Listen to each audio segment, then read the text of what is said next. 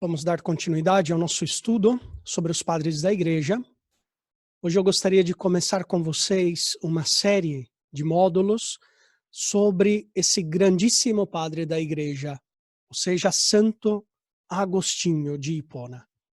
Portanto, o nosso seguinte módulo será sobre o Doutor da Graça, Santo Agostinho de Hipona, também conhecido, dentre os muitos títulos, como Doutor da Humildade.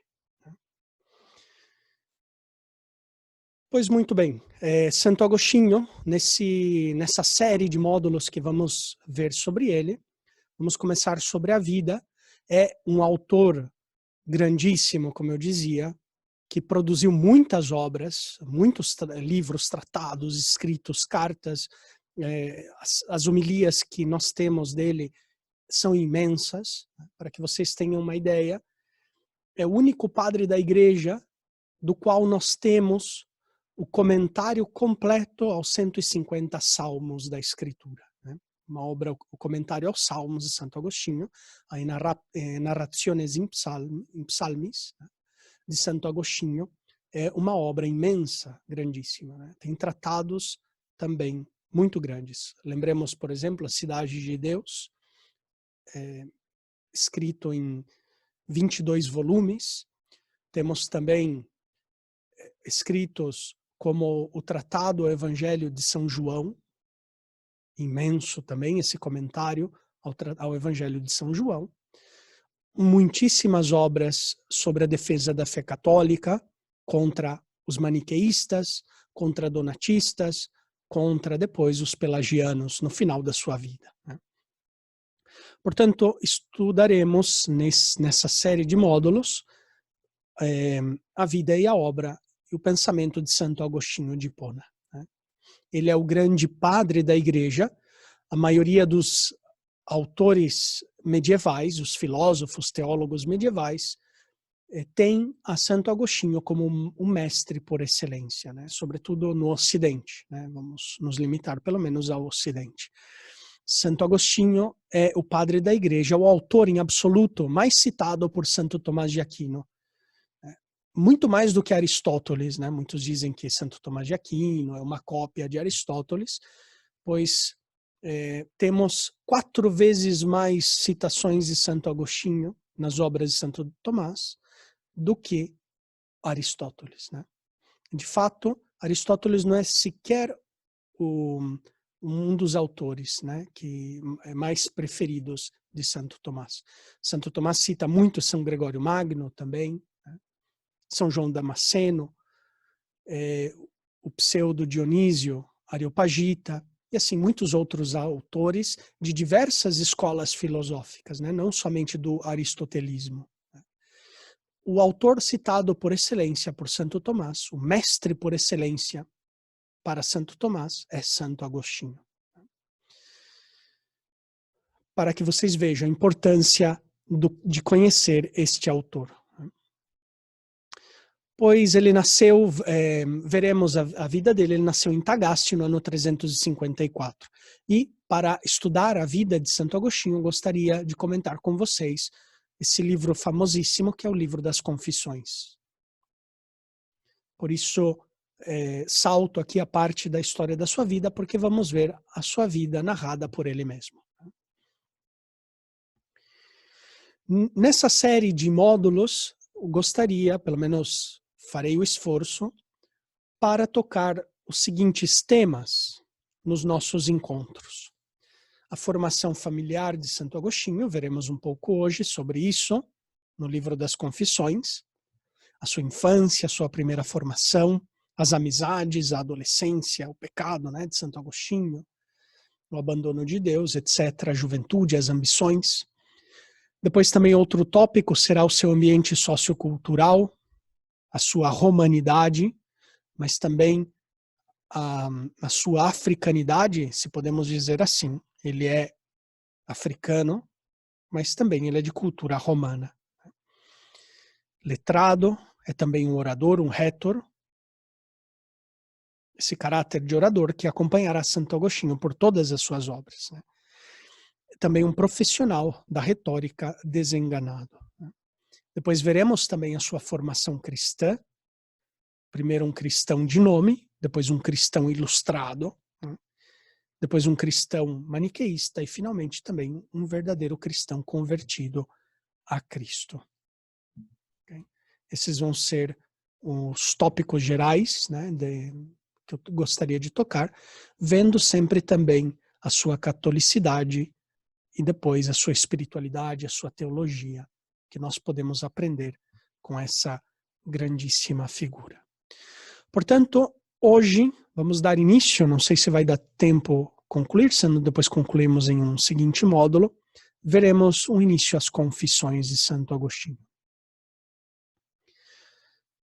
que é obra mestra da espiritualidade cristã. Eu diria que todo cristão deveria ler essa obra de Santo Agostinho. Todo cristão deveria ler. Deveria ser um livro de cabeceira, um vademecum de um cristão. Né? Porque realmente o livro das Confissões é um livro único, não somente na história da teologia, da espiritualidade, mas inclusive na história da literatura universal. É uma obra única do ponto de vista literário.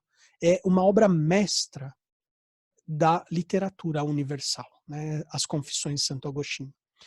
E para corroborar essa minha tese, gostaria aqui de citar para vocês um texto de um grande literato, que foi Francisco Petrarca. Ele diz assim, quando ele leu as Confissões, quando ele fala sobre a sua conversão, diz assim o texto em italiano, chiusi il libro adirato come stesso, poiché ancora ammiravo le cose terrestri, proprio io che già in precedenza avrei dovuto imparare dai filosofi pagani stessi che nulla è ammirabile ad eccezione dell'animo. O contexto é o seguinte, Petrarca estava naquela indecisão se converter a Cristo ou não, deixar as vaidades do mundo ou não. E um dia ele passeando, foi fazer um passeio, né, sobre as montanhas e levou consigo o livro das Confissões de Santo Agostinho. E ele abre ao acaso o livro, depois de subir até acima do monte, ele abre ao acaso o livro das Confissões, encontra um texto de Santo Agostinho, onde diz, né, que os homens sobem altas montanhas ou buscam grandes desertos para ver a beleza e se esquecem da beleza interior que tem dentro de si. Né? Em síntese, um pouco esse é o texto de Santo Agostinho. E Petrarca, quando leu aquilo, ele se sentiu identificado. Né? Eu aqui buscando lugares belos, belas paisagens externas, a beleza da criação, mas depois esqueço da beleza da minha alma. Né? Cuidamos tanto da beleza da criação, e devemos cuidar, mas esquecemos de cuidar da beleza da nossa alma, que vale muito mais do que toda a beleza exterior. Né? E ele diz, né, eu que deveria aprender isso dos filósofos pagãos, não me dou conta de quanto mais é admirável a alma humana, né, criada diretamente por Deus. Isso ele aprendeu lendo as Confissões de Santo Agostinho. Né? Uma brevíssima introdução às Confissões. Né? A data de composição está entre os anos 397 ao ano 400. Algum autor dirá até o ano 402, mas isso ainda é discussão. Né? O significado de confissão nas Narraciones in Psalmos e no seu Sermão 68, Santo Agostinho define a confessio, né? Daí vem confessiones, confissões, significa louvor e acusação dos próprios pecados. E pode significar também, aqui é um erro, né? Significa também confissão da fé. Ou seja, confessar pode significar louvor a Deus, louvar a Deus, né? É o que nós vemos no Evangelho, quando Jesus diz, eu te louvo, ó Pai, né? No texto latino, também no texto grego, usa a palavra confissão. Eu te confesso, o verbo confessar, né? Eu te confesso, ó Pai, Senhor do céu e da terra, porque revelastes os mistérios do reino aos pequeninos. Esse eu te confesso, que nós traduzimos no original grego, depois também na tradução latina, eu te confesso, ó Pai, ou seja, significa louvor, ou também confissão significa acusação dos próprios pecados, né? Quando nós vamos confessar os nossos pecados, estamos fazendo um ato de confissão, estou acusando a mim mesmo, né? Diante de Deus, os meus pecados. E justamente as confissões é isso. É um canto de louvor a Deus e também é uma acusação dos seus próprios pecados da sua vida passada, né? Portanto, as confissões de Santo Agostinho é a narração do louvor divino e a acusação dos seus próprios pecados. A finalidade da obra é implicar o leitor no louvor de Deus. Podemos ler essa obra com diversas chaves de leitura, né? Sob a perspectiva do binômio viagem-repouso, ou conhecer a Deus e conhecer a alma, etc., né? Bom, tem uma estrutura circular plotiniana, na qual o primeiro livro coincide praticamente com a temática do livro nono, o livro segundo coincide praticamente com a temática do livro oitavo e assim por diante, né? Essa também é uma hipótese de estruturação da obra de Santo Agostinho, mas é interessante, uma estrutura circular plotiniana. Nós vemos, por exemplo, também nas bucólicas de Virgílio, tem uma estrutura similar. Se vocês lerem a bucólica primeira, coincide praticamente no tema com a bucólica nona, a segunda com a oitava e assim por diante, né? Sempre formando esse número 10, número da perfeição, né? Pois muito bem. Essas são as confissões, um livro escrito para louvar a Deus e para acusar, né, narrar também diante de Deus, diante dos homens, os próprios pecados, a própria vida. Santo Agostinho narra, em clima de oração, a própria vida, né? Como eu digo, as confissões de Santo Agostinho, a beleza das confissões de Santo Agostinho, derivam, em parte, desse diálogo contínuo com Deus, né? Um livro escrito em forma de oração, forma de reflexão. Às vezes a reflexão começa como uma reflexão filosófica, depois termina como uma oração. Às vezes ao contrário, uma oração começa uma oração que depois declina em uma reflexão filosófica ou teológica, né? É um livro belíssimo, até mesmo do ponto de vista artístico. É uma obra de arte, esse livro. No livro primeiro, as confissões estão estruturadas em 13 livros, né? Nos 10 primeiros livros, Santo Agostinho diz que ele fala de si próprio. Os 3 últimos livros, ou seja, o livro 11º, 12º e 13º, é um comentário ao Gênesis, ao primeiro livro do Gênesis, né?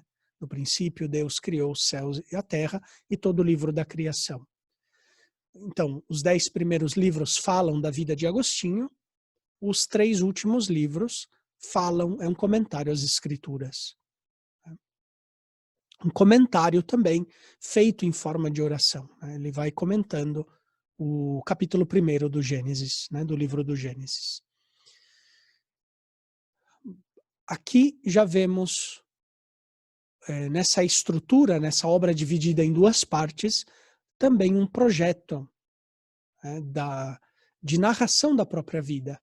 Ou seja, aquilo que Santo Agostinho dizia, o que eu quero conhecer é Deus e a alma, né? Conhecimento da alma são os livros 1 a 10 e conhecimento de Deus, Criador, do livro 11 ao livro 13, né, das Confissões. Já lhes digo, para aqueles que nunca leram os livros das Confissões, os 3 últimos livros são bastante difíceis de entender. Sobretudo, o livro 11º, que fala sobre o tempo, o livro Duodécimo, que fala sobre a matéria, a criação da matéria, tem toda aquela discussão sobre a matéria informe. São livros muito difíceis de ler, né? Quem não está ambientado no, digamos, no âmbito da teologia, da filosofia da época, se sentirá um pouco perdido na leitura desses 3 últimos livros. Mas recomendo muito a leitura dos 10 primeiros livros, pelo menos, né? Claro, recomendo a leitura completa do livro das Confissões, mas é muito mais fácil e agradável a leitura dos 10 primeiros livros, né? Pois muito bem, essa é um pouco a estrutura geral da obra. Uma obra escrita em 13 tomos, 13 livros. O primeiro tomo, o primeiro livro das Confissões, narra o início da vida física de Agostinho. Ele faz uma análise muito interessante de como vivem as crianças, né? A inveja nas crianças, todo o seu amor pelos jogos, pela diversão, essa ambição das crianças por querer ter, por exemplo, Santo Agostinho narra 2 crianças disputando pelo mesmo brinquedo. Essa cena nós vimos já muitas vezes, né? Ou também a desobediência das crianças aos pais, né? Essas pequenas mentirinhas das crianças. Como essas crianças têm essa propensão pela diversão, pelos jogos, e que é natural nas crianças não gostar de estudar, etc., de aprender a gramática. Ele fala da sua própria experiência, como ele gostava na escola das diversões, né, das brincadeiras, mas aborrecia, rejeitava, tinha dificuldade com a aprendizagem da gramática, não gostava de estudar, em outras palavras, né? E faz uma reflexão sobre o início do pecado na vida humana, né? Já desde criança, o homem nasce com algo que vai o levando, né, a essa desobediência aos pais, essa ambição pueril das crianças. Claro que depois ele cresce, o raciocínio, a razão, a vontade daquela criança amadurece e a razão vai corrigindo esses pequenos vícios, entre aspas, infantis, né? Ou melhor, essas pequenas imperfeições infantis, que todos nós aturamos, toleramos, muitas vezes até com agrado, porque é uma criança. Depois ela cresce, ela amadurece, ela vai deixando de seguir esses instintos pueris para abraçar uma vida de virtude, uma vida racional, né? E já nesse primeiro livro das Confissões, Santo Agostinho narra também um desejo frustrado de receber o batismo. Ele narra quando ele era criança, se enfermou gravemente e pediu à sua mãe, Mônica, Santa Mônica, para receber o batismo. Mas Mônica, com muita prudência, preferiu esperar, né? E Santo Agostinho se lamenta desse fato. Ele diz, é muito curioso, ele diz como ele gostaria de ter recebido o batismo sendo criança, para que a graça já desde criança começasse a agir no seu coração como uma semente e que fosse crescendo no seu coração, né? Que o Espírito Santo já fosse desde criança hóspede da sua alma. Ele fala desse desejo frustrado de receber o batismo. Lembremos-nos que as confissões foram escritas lá pelo ano, vamos dizer, a mais tardar, com alguns novos estudos, ainda muito discutíveis, ano 402. A polêmica pelagiana começava a entrar em voga a partir do ano 405, por aí. Ou seja, antes ainda de estar em circulação o pensamento pelagiano. E Santo Agostinho, aqui nas Confissões, já falava dessa tendência natural das crianças ao pecado. Falando na sua própria existência, ele experimentou isso. Ele experimentou essa tendência à desobediência aos pais, a mentira, a pequenas mentiras, que é típica das crianças, né? Que depois, né? que não tem culpa nesse sentido, é uma mentirinha de criança que ainda não tem o uso maduro da razão, da vontade, né? Mas tem aí essa tendência da cobiça, da inveja de outras crianças, de a rejeição por aprender algo bom, como é a gramática, prefere brincar, prefere se divertir, etc. Né? Esse é, em grandes tópicos, o resumo do livro primeiro. Né? Ou seja, a infância de Santo Agostinho. Ele narra a sua infância. No livro segundo, que é um livro que narra a adolescência de Santo Agostinho, sobretudo o 16º ano da sua adolescência, e com aquele episódio famoso do roubo que ele fez aos 16 anos de umas peiras, né? Tinha lá uma pereira num determinado terreno e ele com seus amigos, simplesmente por fazer o mal, vão lá e roubam aquelas peiras, nem comem totalmente, jogam aos porcos metade da fruta, né, daquelas frutas, mas Agostinho faz uma reflexão maravilhosa sobre isso. Né? Ele dizia, no terreno dos meus pais, né, Santo Agostinho não era de uma família muito rica, era de uma família, por assim dizer, de classe média. Né? Tinha o suficiente, mas não era uma família riquíssima. Né?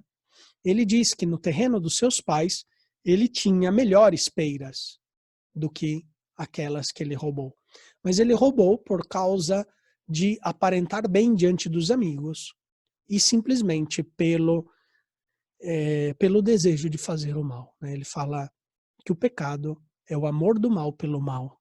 Né? E ele dizia que, nesse sentido, era um ato diabólico, né? Porque o diabo é aquele que quer fazer o mal pelo mal. O diabo sabe que ele fazendo o mal, ele vai se danar. Né? Ele vai se condenar, ou seja, já está condenado, né? Mas ele vai sofrer ainda mais quanto mais ele faz o mal. Né?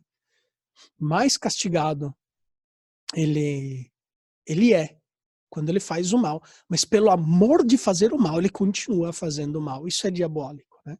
E nesse pequeno pecado de Agostinho que nós podemos ver, né?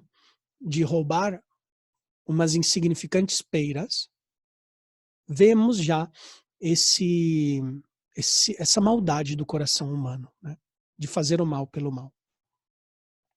Nesse livro segundo, ainda ele fala sobre como era o estudo antigo, interessante essa parte, onde ele explica como era dividido a paideia antiga, ou seja, a educação antiga, clássica antiga, que era toda ela praticamente baseada na literatura. Né? Na paideia antiga, as crianças aprendiam a gramática com o texto dos poetas, com Virgílio, com Horácio, né? Com Homero, se era gramática grega, com Sófocles, Eurípides, os grandes trágicos da comédia. As crianças aprendiam gramática com textos clássicos, né? Com grandes clássicos.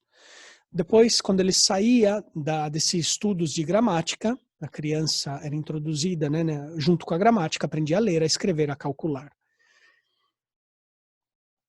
Depois eles entravam, uma outra etapa, era o estudo da retórica, começava o estudo da retórica, ou seja, a leitura de prosadores, de Cícero, Demóstenes, grandes oradores, grandes retores, né, antigos. E assim, aquele jovem começava também a aprender a falar em público, a comunicar as suas ideias.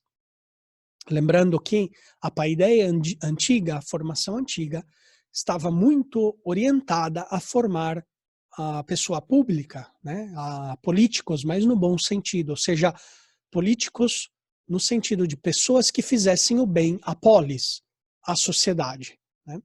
Então, você estudava, tinha essa base gramatical de vários anos estudando gramática, através dos estudos dos clássicos. Depois você tinha a partir da juventude, o estudo da retórica, através de textos de orador. O adolescente aprendia a lógica, aprendia o raciocínio, né? Se estudava muito a lógica aristotélica, também a lógica dos estoicos, etc., né? Mas ele aprendia a raciocinar e aprendia a falar bem em público, né? O adolescente, para depois desempenhar alguma função pública, algum cargo público em prol da cidade, da polis, né? Da sociedade. Por isso era todo aquele projeto de Platão, de Aristóteles, dos grandes filósofos, de formar bem homens públicos, pessoas públicas, que pudesse depois levar o povo ao bem comum, né? Lembrando que esse bem comum, para Aristóteles, para Platão também, em definitiva, é a eudaimonia, ou seja, a felicidade. Felicidade não no sentido que nós entendemos hoje a felicidade, né? Felicidade no sentido aristotélico, ou platônico também, ou tomista, né? A felicidade é o bem completo do ser humano, corpo e alma, ou seja, a salvação, a perfeição, por assim dizer, do seu corpo e da sua alma, né? Tudo que vem a aperfeiçoar as virtudes na alma desse cidadão, que vem a fazer com que essa pessoa se desenvolva na sua pessoa, no seu ser pessoal, corpo e alma, né? Na sua espiritualidade, na sua racionalidade, tudo isso era que a política antiga buscava, né? Aperfeiçoar o corpo social, em outras palavras, né? Isso muda a partir de Maquiavel, né? Onde a política se converte na política que nós vemos hoje. Ou seja, é o esforço para manter o poder, manter a sua cadeira no Senado, na Câmara, né, na presidência, no Executivo, etc. É uma luta de poder a partir de Maquiavel, a política. A política antiga não era assim. Era a formação de cidadãos comuns, né? Ou não, ou seja, ou por direito hereditário, vamos dizer que eram príncipes ou eram nobres, etc., mas também um cidadão comum entrava dentro dessa democracia da cultura, né? E podia depois fazer um bem em prol da sociedade. Seja como na sua atividade artesanal, seja na sua atividade filosófica, seja na sua atividade educativa, todos esses cidadãos estavam orientados ao bem comum, né? da comunidade. Pois muito bem, ele vai falando um pouco dessa formação nesse livro segundo. E depois faz um longo discurso sobre a tríplice concupiscência. A concupiscência dos olhos, da carne, né, a soberba da vida, sobretudo a concupiscência dos olhos, esse desejo de saber por saber, né? Que nessa época, aos 16 anos, Agostinho já começa a sentir a vaidade, o desejo dessa curiosidade falsa, né? De saber, por pura vaidade. Pois muito bem, o livro terceiro, que se passa em Cartago, toca diversos temas. É um livro, se no livro segundo das Confissões era o livro onde se estouram, por assim dizer, né, as paixões no coração de Santo Agostinho, é aqui onde também ele narra de outras paixões. Ali, as paixões da carne se desatam, aqui outras paixões, não só da carne, mas também o desejo de espetáculos libidinosos, sensuais, que ele fala, e também das suas ambições pelo dinheiro e, sobretudo, pela glória, né, pela fama. Santo Agostinho, nessa época, ele estudando oratória, estudando a retórica, ele já começa a ser uma pessoa renomada na sociedade e já entra no seu coração essas ambições, né, de fama, de aplausos diante dos homens, que ele diz, né, já no começo do livro segundo, que ele buscando os aplausos dos homens, pois ele apodreceu, ele diz essa palavra inclusive, né, eu apodreci, contabuit species mea, né, a minha beleza apodreceu diante dos teus olhos. Eu buscando os aplausos dos homens, a minha beleza apodreceu diante dos teus olhos, Senhor. Diz isso no começo do livro 2. Contabuit species meas, et computruit ante oculos tuos. Ou seja, a minha beleza se escureceu e apodreceu diante dos teus olhos, buscando os aplausos dos homens, querendo agradar aos homens. Esse livro é importante, é o livro 3º, lembrando que pode ser que o livro 3º esteja escrito em correspondência com o livro 7º. O livro 7º é quando Santo Agostinho lerá as obras dos filósofos platônicos. Aqui no livro 3º ele lê o livro de Cícero, um livro perdido, que é o Hortêncio de Cícero, que era uma propedêutica para a filosofia, era um convite à filosofia, esse livro de Cícero, o Hortêncio. Santo Agostinho narra de maneira maravilhosa, como ele lendo o Hortêncio de Cícero, ele sentiu um desejo ardente de buscar a verdade. Essa verdade que ele diz, que em grego tem um nome, que é a sapiência, a sofia, a sabedoria. E o que fez Santo Agostinho depois de ler o Hortêncio? Onde ele foi buscar essa sabedoria? Nos narra ele mesmo que a primeira coisa que ele fez, esse jovem, vamos dizer assim, esse jovem playboyzinho, com dinheiro no bolso, falava bem em público, etc., longe dos pais. O que ele fez depois de ler o Hortêncio de Cícero? Ele narra que a primeira coisa que ele fez foi buscar as Sagradas Escrituras, foi ler a Bíblia. Aí nós vemos já que esse humus da cultura cristã de Santo Agostinho, que ele aprendeu da sua mãe, Santa Mônica, ainda persistia no seu coração, a importância da evangelização nas famílias. Santo Agostinho, já desde criança, graças a esse humus de fé que ele recebeu dos seus pais, que ele diz já no livro 1º das Confissões, que ele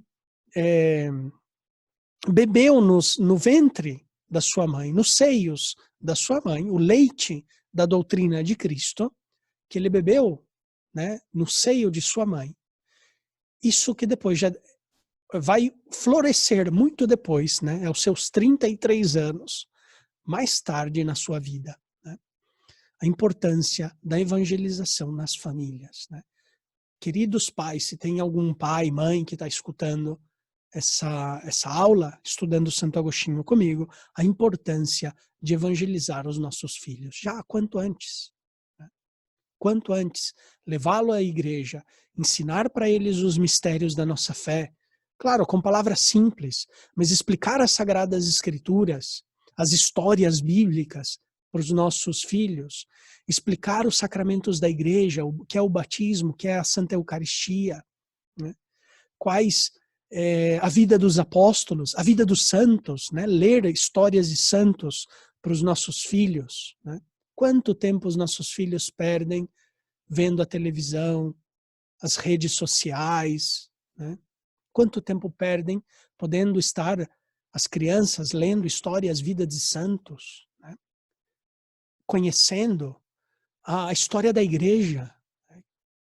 Que pai, que mãe narra a história da igreja para os seus filhos? Santo Agostinho diz que toda a catequese começa com a narração da criação do mundo e vai até o dia de hoje da história da igreja. Se tem algum catequista estudando conosco, patrística, nesse curso, eu pergunto, você catequista, explica para as crianças, desde o Gênesis até a história da igreja do nosso dia atual? Consegue explicar isso? Faz isso. Isso é uma catequese. Santo Agostinho diz que é a catequese completa. Explicar todo o mistério da nossa fé, desde o Gênesis, por assim dizer, vamos dizer, desde o Gênesis até o Apocalipse, até o que acontecerá no final dos tempos, a ressurreição da carne, etc. Pois muito bem, graças a esse patrimônio, a esse humus, a esse substrato cultural cristão, Santo Agostinho vai, em primeiro lugar, para ler a Bíblia, buscando essa sabedoria, essa verdade.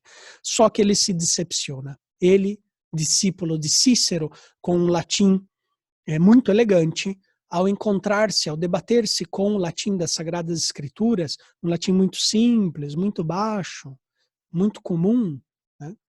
Ele, com aquela soberba que ele já tinha no coração, se decepciona com as Escrituras e abandona as Sagradas Escrituras, né? E aí ele entra, e ele cai refém do maniqueísmo. Ele narra no livro terceiro, né?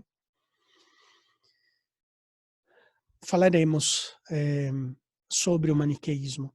E no livro terceiro se narra também um sonho de Mônica. E com isso concluímos, para não ficar muito longo essa aula, continuaremos, mas ele narra esse sonho de Mônica. A partir dessa idade, sobretudo aos 19 anos, Santo Agostinho passa a formar parte da seita dos maniqueístas, os discípulos de Manes, né? Explicaremos em um seguinte módulo o que aconteceu com Santo Agostinho, qual é a doutrina dos maniqueístas. Isso doeu muito ao coração de uma mãe, né? Pense numa mãe que faz todo esforço para educar o seu filho na fé, um pai que faz todo esforço para educar o seu filho na fé, mas está o perigo, né, a existência, a realidade do pecado, da liberdade humana, e seu filho depois abandona a fé, ou cai nas drogas, vícios da carne, etc. Que tristeza para uma mãe, né? Santa Mônica, padroeira das nossas mães que sofrem, também aprendeu muito com isso, né? E narra esse sonho de Mônica. Mônica, num sonho, vê o seu filho andando por um campo, todo alegre, risonho, e ela estava em uma espécie de quadrado, né? Parada firme sobre uma plataforma, vamos dizer assim, né? Estava firme sobre esse fundamento. De repente, ela escuta no sonho uma voz que dizia, né,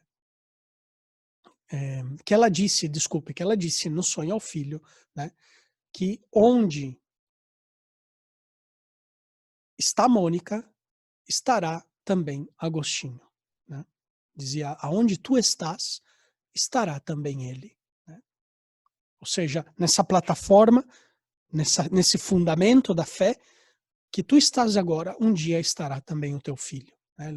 E Mônica narra esse sonho ao filho. Santo Agostinho aí se mofa um pouco da mãe, né? Dizendo, isso significa que onde estou eu hoje, no maniqueísmo, estará também tu.